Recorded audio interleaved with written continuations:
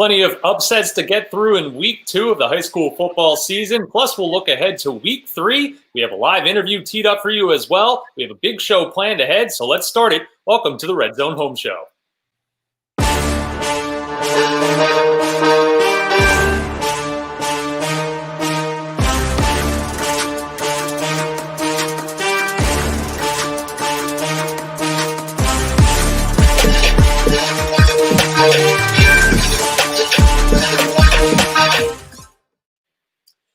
Welcome back to the Red Zone Home Show. Ryan Ross here, ready to talk week 3 of the high school football season, our 4th episode of the year. And we've got a big one teed up for you this week.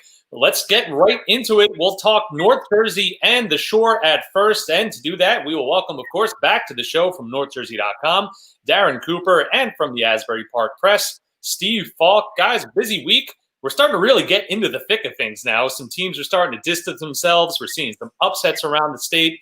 Steve, let's start with you and go through all of the action we had at the Shore. Our guest later on in the show with a nice statement win.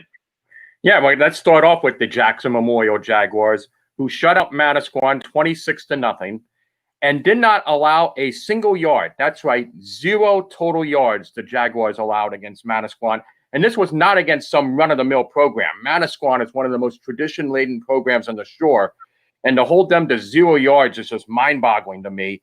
2 straight shutouts for the Jaguars. It's like the Jackson Memorial defense of old of the early 2000s when they were winning sectional championships, and Coach Vinny Mistretta was actually a part of one of those defenses. They get a big test, though, this week on Friday night as they host state-ranked Wall in a key game. Another upset happened, Middletown South, which lost to Long Branch in week 1. I don't know how the heck we're going to figure out what's going on in the middle of the Shore Conference top 10 this year. Came back and beat Red Bank Catholic 32-25 and was up 17-0 in this game. Sophomore quarterback Tom Shork had a big night. He ran for 2 TDs. He returned an interception for a touchdown. Now, Middletown South has lost to Long Branch.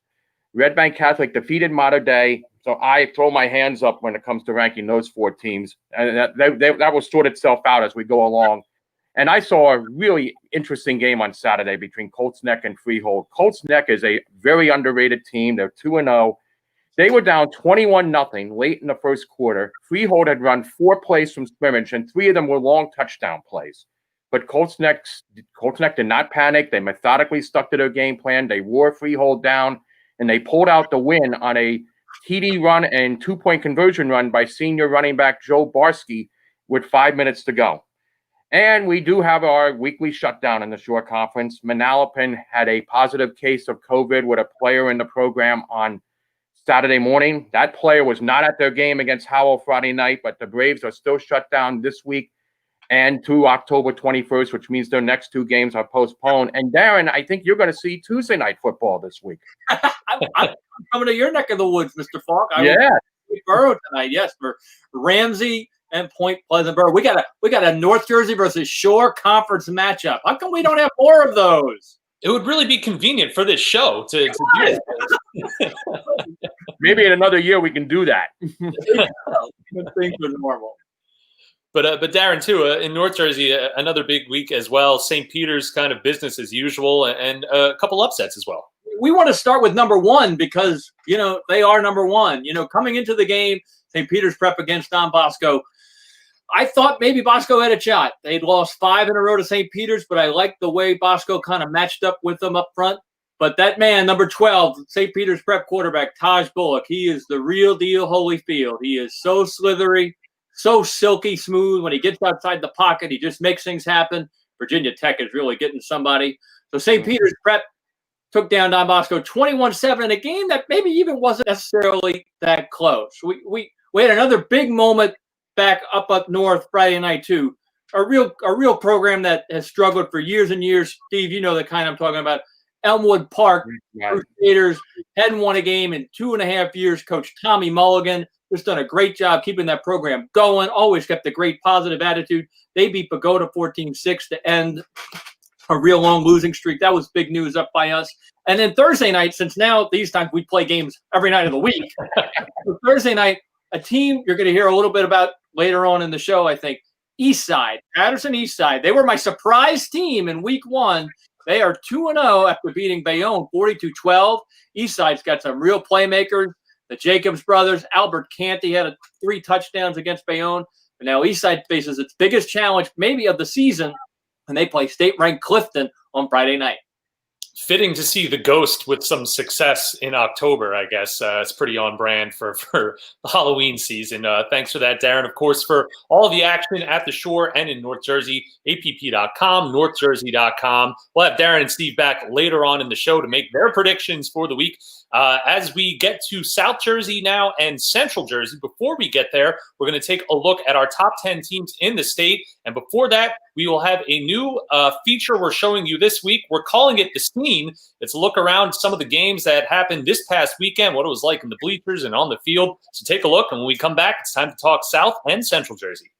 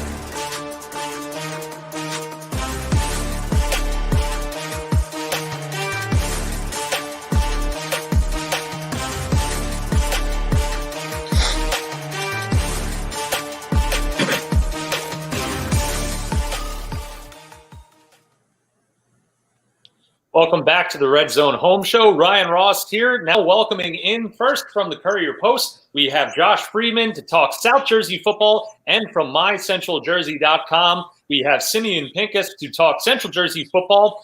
Guys, kind of a similar story in your respective regions this week. Upsets and some prize games. Josh, we'll start with you to check in on South Jersey and some of the big results we saw this past weekend. Yeah, I think what we've learned early in the season is we just don't know what to expect in this COVID 2020 fall football season. Upsets galore. Starting the game I was at on Friday night, Cherokee against Woodrow Wilson. Both were great teams in our top 10, but Cherokee shuts them out 35-0. That's the first time Woodrow Wilson's been shut out since 2015. Devin Cargman, Woodrow Wilson's quarterback, first time he hasn't thrown a touchdown. He led the state in touchdowns and yards last year. Cherokee just dominated from start to finish. Blocked the punt on the right away. Scored 3 plays later to get up 7-0. They had 21 points after the end of one. Billy Osborne was fantastic throwing the ball, threw for 2 touchdowns. Brendan Boyer ran for 2 touchdowns.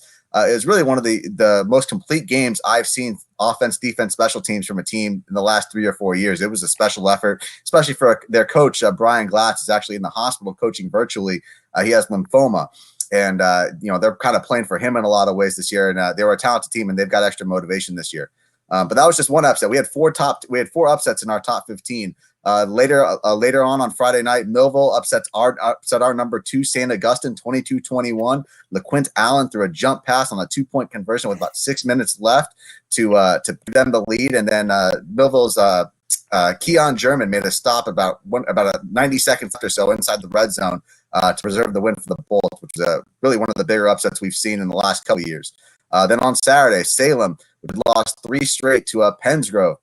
They beat Pensgrove 35-14. It was 14-14, late fourth, when Salem scores 3 touchdowns in 26 seconds. It was quite a scene. Jakai coached the quarterback, gave him a 21-14 lead. The first play from scrimmage next, Amir Mansour, a lineman, had a pick six. Then on the ensuing kickoff, there was a fumble, and Salem picks it up and scores. We were thinking it was going to be a down to the wire game like the last 4 games have. They were 1-score games, and it just blew the doors open. It was one of the most crazy things I've seen in the last couple of years. And then on Saturday night, the final upset, Washington Township in their first game. They had their first week delayed because of COVID. They come out and they upset our previous number 16 Shawnee 20-13. Cormier Land had 3 interceptions. Joe Nathan Silver ran for 2 scores. Really quite a way to start the season after COVID really hurt them early. That's a way to make a statement on their first week. This just makes your job harder with all these predictions and rankings, Josh. I know. These predictions are going to make me look bad every week. So, and Simeon too from my Central Jersey. The chaos not immune either in Central Jersey. Lots of big results to talk about. Yeah, absolutely. I mean, we definitely had our share of upsets, including the number 1 team in our area going down. But it's quarterbacks aren't the only people doing scrambling around these parts or in the whole state with the in the COVID reality. We had 7 games postponed in week 1, another 4 last week. We already have a game postponed for this week. St. Joseph Metuchen was supposed to visit Ridge. That game has been postponed because of a St. Joe COVID case. But last week, St. Joe got on the field against another team that was seriously affected in Westfield. They had their practices shut down the preseason. They missed their first game against Union. But St. Joe came out against a rusty Westfield team with some new faces in key places. And clearly the Blue Devils haven't gelled yet. They did get an interception from Matthew Shinard to return to St. Joe on the first play from scrimmage, setting up a Travis Smith 37-yard field goal for Westfield, but that was the last points that Westfield would score. Westfield did get some highlights late in the game as Trey Brown, quarterback, Trey Brown, a sophomore, took the field. He is the son of former Giants and Cardinals quarterback Dave Brown. He has been battling with his cousin, Mac Probilski, for the quarterback job in Westfield. So it looks like Trey got some action later in the game. Westfield will try its luck this week. They'll travel to Bridgewater. Bridgewater with the biggest upset of the week, knocking off Union 36-28. Quite a game over at Basilone Field. Brady Cardilla, the junior quarterback from Bridgewater, who was a receiver last year, 3 rushing touchdowns, another passing touchdown. The defense stepping up huge late, recovering fumbles on the last 3 straight Union possessions to put it away for a big 36-28 win for Union. The other big upset in the Big Central Conference belongs to Governor Livingston, the team from Berkeley Heights, dealing Hillside its first regular season loss in 3 years. The 3-time defending sectional champs went down 16-14 to GL. Big game on defense, obviously, for the Highlanders. Running back Jason Schmidt starts the game with an 80-yard kickoff return for a touchdown, finishes with a rushing score in between Liam Quigley with a 23-yard field goal, and the defense did the rest. Big win for the Highlanders. A couple of other upsets in the Big Central. Cranford knocking off Ridge 42-19. Ridge is the team that had beaten Bridgewater in week 1, big 42-14. So Cranford with a big upset over Ridge. And Watchung Hills last night, a little Monday night football in Somerset County. Watchung Hills surprising Hillsborough 16-13 with a big defensive effort. So it's all broken loose here in Central Jersey.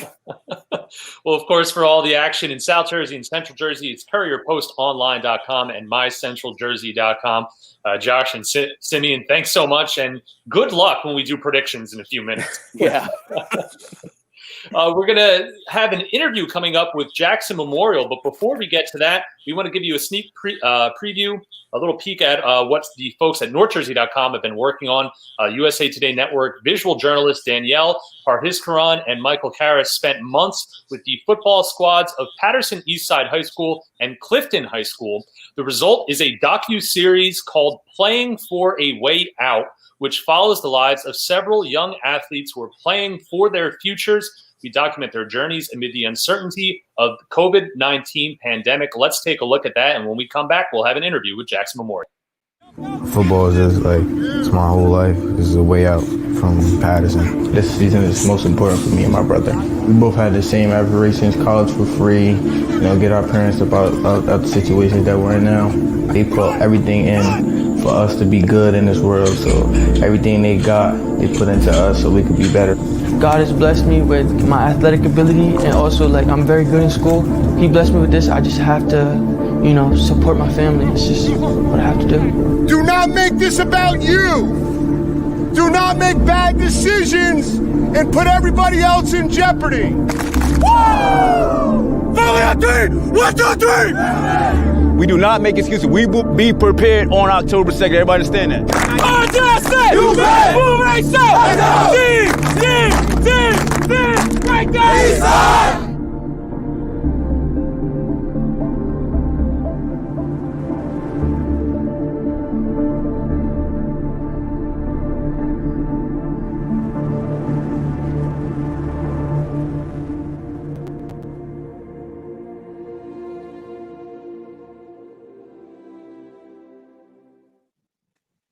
Welcome back to the Red Zone Home Show. Ryan Ross here. We're going to welcome back in Steve Falk because it's time for our interview. We have the Jackson Memorial Jaguars. They are 2-0 on the season, ranked number 25 in the state, number 4 at the Shore. They have a big game coming up this Friday night in our Asbury Park Press Game of the Week against the Wall Crimson Knights. Wall is number 5 in the state and number 1 at the Shore. We welcome in from the Jags head coach Vin Mistretta and wide receiver Wallace Doman. Guys, thank you so much for joining us. How's everyone doing today?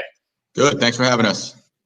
Absolutely, Coach. Let's begin with you. 2-0 on the season. Steve Falk kind of went through your accolades at the top of the show, but 2 straight shutouts, 0 yards allowed last game. With all the craziness that every team went through this past offseason, how is your team able to come out of the gate just so sharp and just so focused like they have this year? Yeah, I put it all on our senior class. The culture that they've continued on, it started last year really with the group of guys that we had, and this now current senior class just bought into everything they did and now are taking it a whole nother step up. And throughout the quarantine and all that nonsense, these guys just work. They found ways to get their workouts in. They continue to strength train, continue to speed train, and they were not going to let any kind of they control what they want to they can control what they can control and just want to do the best that they can. So they're not letting anything stop them and just trying to get themselves prepared. Coach and Wally, Jackson has always been a program built on defense. We all know that. Coach, describe the attributes of the defense to me. Right now, we're fast. That's what we are. We're fast and we're aggressive and we're tough. And these guys buy into the plan that way. And I know Wally tell you, man, you know, they love. Right. Absolutely. And I'll just say it, man. We're tough, disciplined, and we just love playing football. We don't got much talent. We don't got 6'6" or all these big guys, no, but we're gonna hit you. And we just pride ourselves in being very, very tough. That's simple. And we discipline, pride, sacrifice team. Everybody follows that, all 11 guys to the ball. And when you get hit, you're gonna feel it. That sounds like the Jags I know from the early 2000s and some linebacker named Castellano, Coach. That sounds like those teams that I know. And Absolutely. both of you, describe the challenge that you're facing this week in Wall. I mean, it's an opponent you know well. You've played them the last few years. Yeah, you know, they're unbelievable. You know, they're number 1 in the Shore, number 5 in the state for a reason. I sat in that all-division meeting with Tony, and it seemed like they had 19 guys on the all-division team somehow, and 18 came back this year to play again. So we are incredibly excited to have the opportunity to match up against a great team and see where we stand. And that's really all it is for us. You know, we have teams in front of us that if things go our way, hopefully the rankings start to change, you know, and the respect will start to change, but we got to earn it. And we know that, and they're where they belong. And, you know, it's going to be a great game Friday night. Right. And Wally, describe the magic of a Friday night at Jack Munley Field for everybody. Man, nothing like it. Nothing like it. That's why when I said, oh, we play Wall at home, like everybody knows it's just different when you play on that field. It's just grimy and just tough. Toughness. All like I said, nobody's gonna give you respect. You gotta take it. Right. And if we win and when we win, we'll get it. If we don't win, they're number 1 in the Shore, 5 in the state. They're great. They got speed, hands, Larkin. He's, you know, So if we don't bring it, they're gonna bring it. And at the end of the day, Saturday morning, either everybody's gonna tell us how great we are, how we're the best, they're gonna pick us for the rest of the year, or we're gonna fall down and they're gonna keep rolling. And it's that simple. I think Jackson and Wall are two of the only fields off the top of my head that still have natural grass. So it really does feel like old school football when you're covering these two teams. Wally, we'll get you out of here on this one. When the schedule came out and you guys got the go-ahead that you were going to play, because, of course, for a while it was kind of up in the air. I know coaches and players say they don't look ahead, but when you saw week 3 versus Wall, is this a game that you guys had circled from the very beginning? No, we take every week at a time. And once I seen it was at home, though, I said, oh, all right, well, that's perfect. We play them 3 years at home. They got us last year. We got them the year before that, and they know what it is coming to play us. Well, I know we're definitely looking forward to it. That's our Asbury Park Press game of the week, so we'll be there. We'll have some highlights of that game, of course, on Saturday morning. Coach Wallace, thank you guys so much for joining us, and Steve Falk might be giving you some bulletin board material in a couple minutes. I'm sure I'll be part of your speech, Coach. Listen, we get it. We get it. You got to pick the Crimson Knights until they lose. Keep picking them. Take it. Keep picking them. Thanks for having us, guys. Appreciate it. Thank you, Coach. Thank you, Wally. That's our guest there from the Jackson Memorial Jaguars, number 25 in the state, number 4 at the Shore. They have their game coming up against Wall. Our thanks to them. Like I said, predictions are just around the corner, but first, we're going to go 100 yards, and to do that, we're going to head to Rumson-Fair. Let's check it out.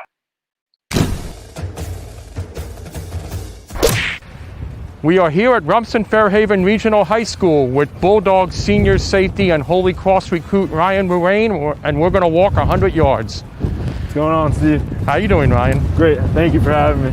You're welcome. First of all, how's life been for you through the pandemic? You know, at first, everyone thought, oh, like, we're not going to have football, and at the same time, we thought it was going to pass, but, you know, the weight room definitely was a tough one, not having that all spring. Getting through that, you know, working out at home. Me and John Volker definitely got after in his basement. He's a nice setup. You know, he's got everything you need. You know, his weight room numbers are a lot better than mine a little bit with the squat, and that kind of shows in his speed. But you know, we took that to our advantage because some kids don't even have that in their place, in their houses. So how happy are you that we're at least having a football season? Oh my God, I'm so grateful. You know, I looked at my brother for a little bit. He didn't even have a season to begin with. Right. But they just got rescheduled. So, you know, we're just definitely grateful being out here. At least it's 6 games, you know, it's something, because senior year is obviously the most important to me. That was our 100-yard segment. Of course, for the full video, head over to app.com. And now it's what everyone has been waiting for. Our writers from around the state will try their best, even with all these upsets, to predict this week's slate of games. It is a Red Zone Pick 6. So let's get right into it. Darren, we'll start with you. We have Cresskill and Beckton. You know, guys, we've talked a lot about how we've all adapted during COVID-19, but there's still a part of me that feels like we've lost something. We've kind of lost that small school that's going to have that magical year. And up north, I think the small school is going to have the magical year is Beckton. They're 2-0, great quarterback named Joe Crafasti, and I think they're going to take down Cresskill on their way to a big year. Too bad they can't play for a state championship. And Steve Falk at the Shore, Red Bank Catholic, and a team we just saw you with, Rumson-Fair. This used to be a Thanksgiving rivalry for many years, and in the last 2 years they have played during the regular season. Last year, Rumson's win over Red Bank Catholic was its first win over the KC since 2002, which, as John Volker said to us after the game last week, that was the year he was born. So that's a long time ago. Logic says Rumson-Fair. They are very good defensively, very fast defensively. They create a lot of turnovers. Offensively, they do just enough. Red Bank Catholic looked very good defensively in the opener against Mater Dei. They struggled, obviously, last week against Middletown South. I'm going to say Rumson-Fair wins the game because John Volker will break a big run somewhere along the way. But it wouldn't shock me if Red Bank Catholic won this game. It's one of those years, and COVID has created a strange 2020, and it wouldn't surprise me if it got even stranger on the football field. And for Central Jersey, Simeon, we have Phillipsburg and Hillsborough. Yes, the Raiders making the trip to the state line. it's been an interesting start for Hillsborough. They had a big win week 1, blowing out Montgomery 26-6. And then, as we mentioned before, last night, they lose to Watchung Hill 16-13. The key for Hillsborough is running back Sean Levinitis. He did not play last night, came up lame with a hamstring issue on Saturday morning. I spoke to Coach Kevin Carty Jr. this morning. He's hoping to get his back to return for this game Saturday night. If Hillsborough has Sean Levinitis, Phillipsburg has looked good. They're 2-0. But I've seen a few little cracks in the armor there, and I think they're a team that could be had, and I think Hillsborough is the team to do that. I will hedge myself that if Mr. Levinitis does not play, all bets are off here. Protecting against the upsets. Yes, I gotta strategy. Make myself. They only remember the ones you got right. Speaking of upsets in South Jersey, Josh, we have Hammonton and one of those upset victims, St. Augustine. Yeah, this one's an interesting game. Hammonton, St. Augustine coach Pete Lance had actually coached Hammonton for 26 years. First time he'll ever be playing Hammonton, and I've talked to both him and Hammonton coach Jim Rassa, who coached under Lancetta, and neither of these coaches are thrilled to be playing this game. It's one of those, they love the challenge, but at the same time, they're so close. Those friendships that these teams have made, it's a little awkward for all of them. As far as on the field, 2 great running backs on each side, Jaden Abram from Hammonton, Kanye Ayuda from St. Augustine. Both teams know Lancetta knows the Hammonton wing T because he pretty much installed it there. I'm leaning St. Augustine. Hammonton's ranked 5, St. Augustine 7. St. Augustine's playing with fire though after losing Millville. They're gonna be perked up, and I think someone's gonna have to make a play outside of the big running backs. And I'm gonna go with Nasir Hill from St. Augustine. He's a playmaker on both sides of the ball. I think maybe he comes up with a play or two that just tilts the favor just slightly in their direction. The Hermits picked to rebound in South Jersey. Let's head back up north. Darren, we have St. Peter's and St. Joe's. I'm not doing this upset thing, man. I'm just not. I'm not doing that anymore. In the Big Six, the North Jersey non-public schools, it's always fun to see matchups and how they always seem so even. But this one, St. Joe's has actually beaten St. Peter's 9 of the last 10 times, and they were the only team at all to beat the Marauders last year. After the Don Bosco game, I go up to Coach St. Peter's prep coach Rich Hansen, who politely reminded me that, didn't you pick Don Bosco to win? I said I did, and he said I was wrong, and he was correct. Well, Coach Hansen, I will see you after the game on Caven Point Saturday. I am picking your team to win. We'll see what happens. My pick is St. Peter's to take down St. Joe's. And last but not least, the game we've been talking about. I'm sure Coach and Wallace are listening in closely to you, Mr. Falk. We have Wall, number 1 at the Shore, number 5 in the state, traveling to Jackson Memorial. Jackson, number 4 at the Shore, and 25 at the state. What do we think? I'm not into this upset thing either, Darren. And I'm going to anger the gods of Jack Munley Field, who are going to probably descend on me before the game Friday night. I'm going to go with Wall here.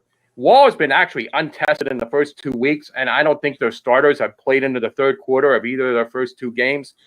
I got news for them. They're going to have to play into the third quarter and probably into the fourth quarter here. But when you look at the Wall team, as the Jackson guy said before, they got everybody back. They got maybe the best all-around player in the Shore in Casey Larkin, who can hurt you in a variety of ways. Quarterback Logan Peters is not a bad all-around player either. They got experience up front. They got experience in defense. They're going to face a formidable defense here in Jackson and a pretty good running back in Will Towns for the Jaguars. And the field will probably be muddy and slow and soft, and the grass will be long. And I'm sure that will not make Wall very happy, but I think Wall will prevail in a low-scoring slugfest.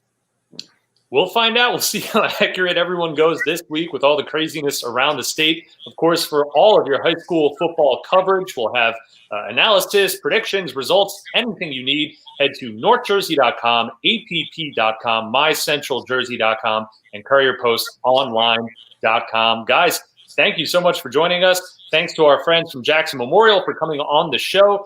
Thanks to Rumson-Fair for our 100-yard segment. And thank you for watching at home. I'm Ryan Ross, and we'll see you next time on the Red Zone Home Show.